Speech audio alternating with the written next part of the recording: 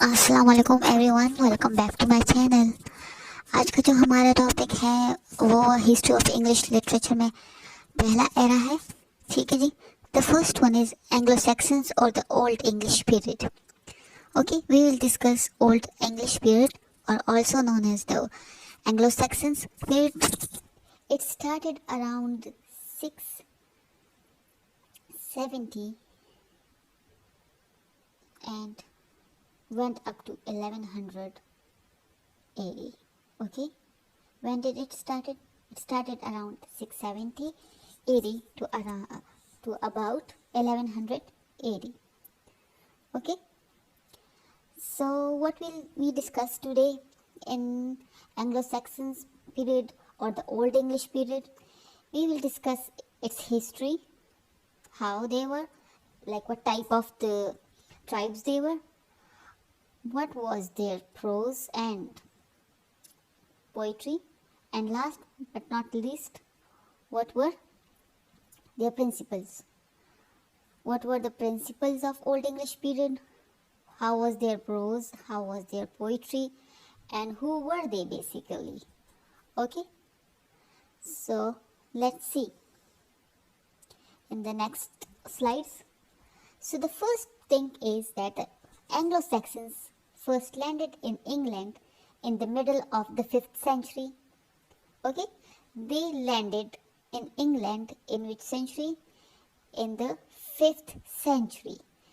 Who landed in 5th century in England?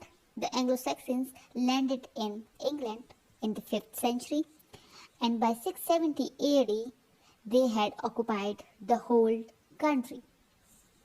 Okay, they occupied the coast of Sweden and Denmark, and the land which they occupied was called as England.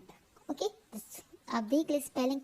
Look at the spelling. It's different. Okay, it's not England, balki it's England. Okay, so the next thing we have is these tribes were fearless, adventurous, and brave. What type of tribe they were?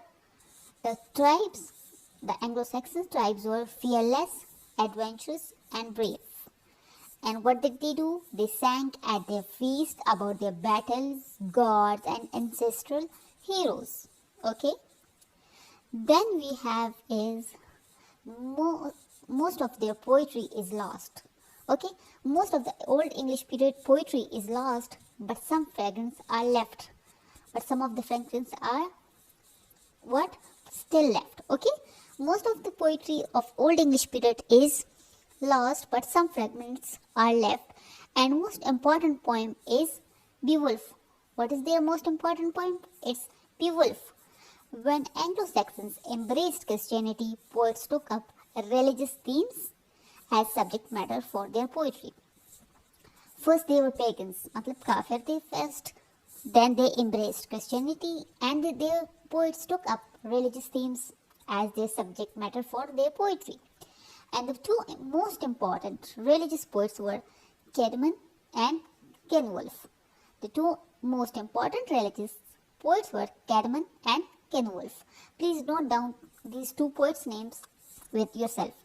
This is most important ones in respect to the MCQs which you might people give in CSS, might appear in English literature paper in CSS, or you can also recall it as in English lectureship as well as the SS subject. Okay, next point we have is this period was also marked by the beginning of English prose. Okay, what was it marked by? It was marked by the beginning of English prose, and the two great pioneers of English prose were Alfred the Great, the glorious king of Wessex. Okay, and what did he do? He translated a number of Latin chronicles in English, and the second person was whom? It was Alfred, and he was a priest who wrote sermons in a short poetic prose. Okay.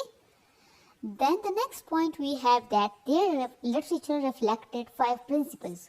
Whose principles? Anglo-Saxons literatures, as you guys know that every literature reflects the society.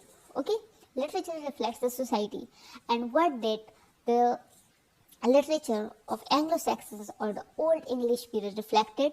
They reflected 5 basic things. And what were these 5 basic things? Number 1 is responsiveness to nature. They were responsive to nature. Okay, क्या थे? Nature से response कर सकते, मतलब उनसे inspiration लेते थे. Next point is religion.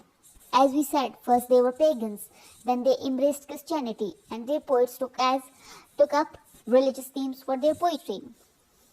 Then what do we have? We have love for womanhood. They had love for womanhood. Okay, the Anglo-Saxons had love for womanhood, and then they had also struggle for glory. The last one is what? Struggle for glory. As they used to like sing about their ancestral heroes, so, and they also talked about or sang about their battles as well, so that's why it's called as the struggle for glory is also a major point in their literature. Okay, that's it for today, guys.